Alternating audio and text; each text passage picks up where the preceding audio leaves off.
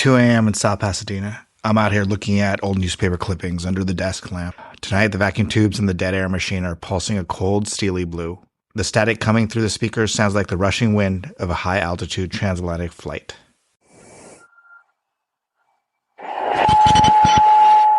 Whiskey, Oscar, Mike, Bravo, Alpha, Tango. Last time we audited the immaculate, saintly brand of Mahatma Gandhi. Tonight, we're turning the dial to a different kind of global phenomenon. The boy wonder of the sky, the clean-cut, quintessential American hero who did the impossible in 1927 by flying solo across the Atlantic in the spirit of St. Louis, Charles Lindbergh. He was the world's first modern media darling, the pinnacle of progress, tech, and raw American courage. But behind aviator goggles and the boyish grin lay a dark, meticulous obsession with racial engineering. Tonight, we are pulling the lone eagle out of the clouds to look at the terrifying math of his personal philosophy.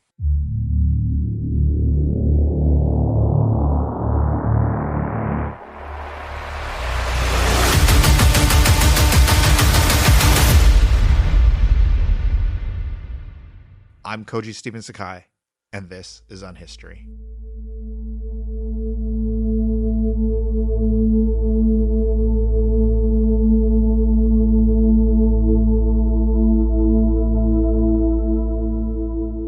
Charles Lindbergh, welcome to the garage. Mr. Sakai, this is an unusual frequency. It lacks the administrative formality of the America First committee rooms, but the mechanical layout of your workspace is quite orderly. I presume you wish to speak about the flight to Paris, the engineering of the Wright-Belanca engine, or perhaps our efforts to keep American youth out of the senseless slaughter of another European war. No, Charles, we're not here to talk about aviation mechanics or your travel itineraries. We're here to audit your role as a chief American salesman for white supremacy in the 1930s. See, history books love to paint you as a well-meaning isolationist who just wanted peace. But as a media producer, I look at your speeches and your journals and I see a very deliberate, dangerous piece of propaganda. You didn't just want to keep America out of World War II to save lives. You wanted to keep America out because you thought a war in Europe would destroy the white race.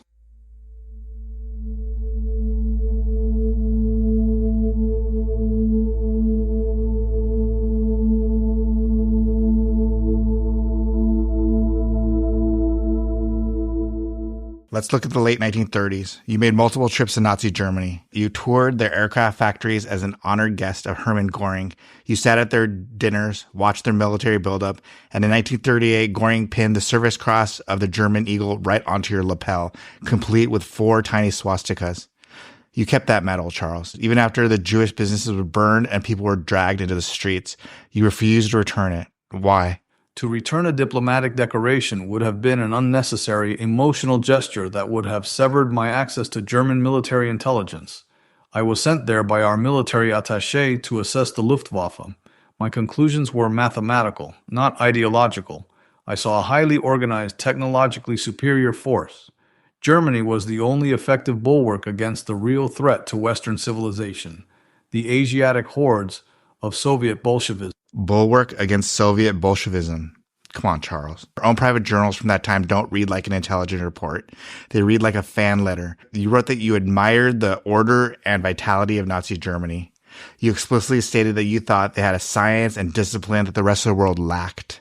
You were completely seduced by a fascist state because it perfectly mirrored your obsession with biological perfection. You didn't just report on the Nazis. You came back to America and used your massive celebrity platform to convince the American public that Nazi victory was a historic inevitability.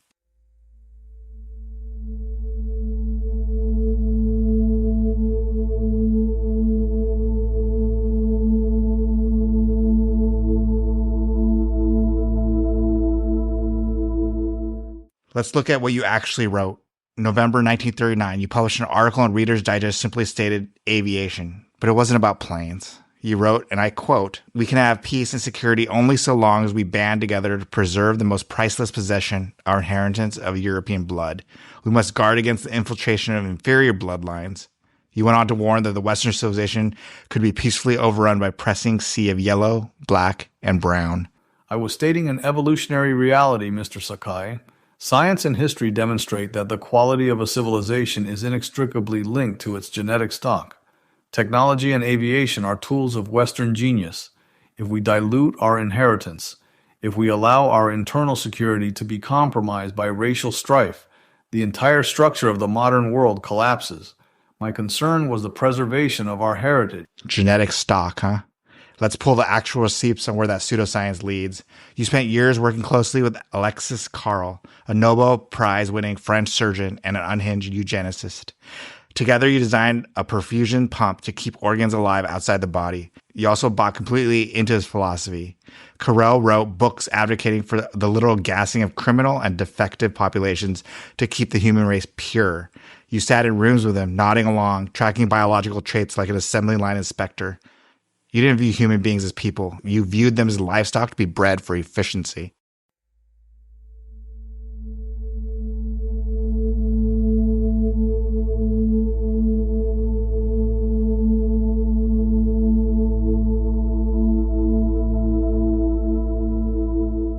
Let's talk about September 11th, 1941, Des Moines, Iowa. You stood at the podium for an America First rally in front of thousands of people, and you finally said the quiet part out loud. You explicitly named the three groups pushing America into the war: the Roosevelt administration, the British, and the Jews. You stood there and told the country that Jewish people controlled the media, the motion picture industry, and the government, and you warned them that if the war came, they would be the first to suffer the consequences. I was merely stating an objective truth regarding political lobbying.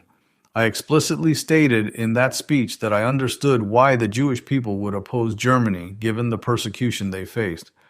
But it was my duty to point out that their interests did not align with the interests of the vast majority of the American population. A leader must be candid about the forces driving a nation toward catastrophe. Candid. Charles. That speech wasn't political candor. It was a textbook anti-Semitic dog whistle designed to prime the country for violence. You framed an entire minority population as an internal threat using classic secret control playbook. You were telling the American people that if their sons died in Europe, it wasn't because of Nazi aggression. It was because of a Jewish conspiracy.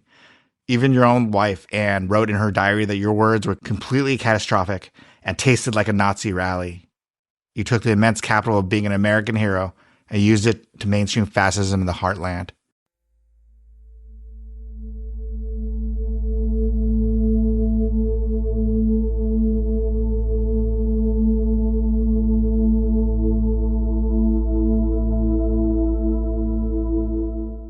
Shifting gears. But let's look at how meticulously you followed your own rules for genetic purity and orderly living. You preached endlessly about the sanctity of family and the strict discipline of the Western household. But starting in 1957, you spent decades living a double life that sounds like a bad movie script. You had 3 secret families in Germany. You fathered 7 children with 3 different European women, 2 of them sisters, all while remaining married to Anne. You used fake names, you managed secret bank accounts, and you kept your own children in the dark about who their father actually was until long after you were dead. My private life and my biological legacy are outside the purview of your historical broadcast, sir. Oh, it's outside the purview now?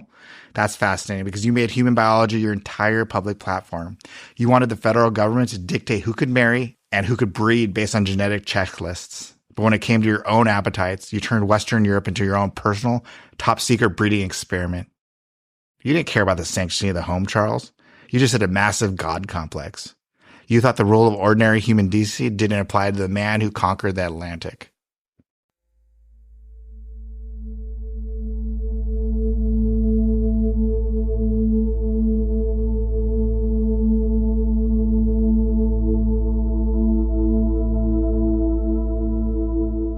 Flew across an ocean, and the world built a statue for you. But the receipts show you were perfectly willing to let that same world burn as long as the racial hierarchy stayed intact. You used the lone eagle myth to package and sell Nazi ideology to the American mainstream, hiding your obsession with eugenics behind the banner of peace.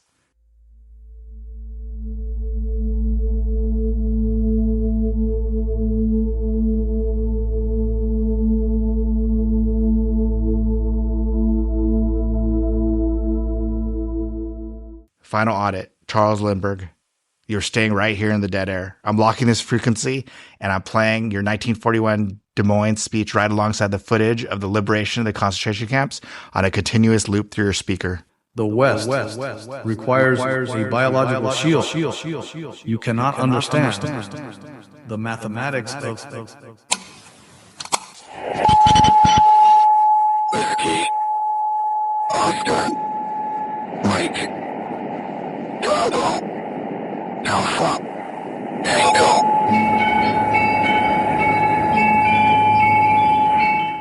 The math is simple, Charles. You backed the wrong side of history. This signal is dead.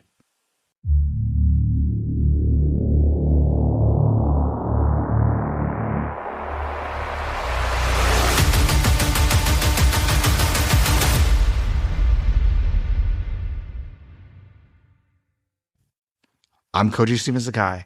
Next time, we're shifting the dial again, pulling another icon out of the textbooks and into the garage. Until then, keep looking at the raw footage and never trust the final edit.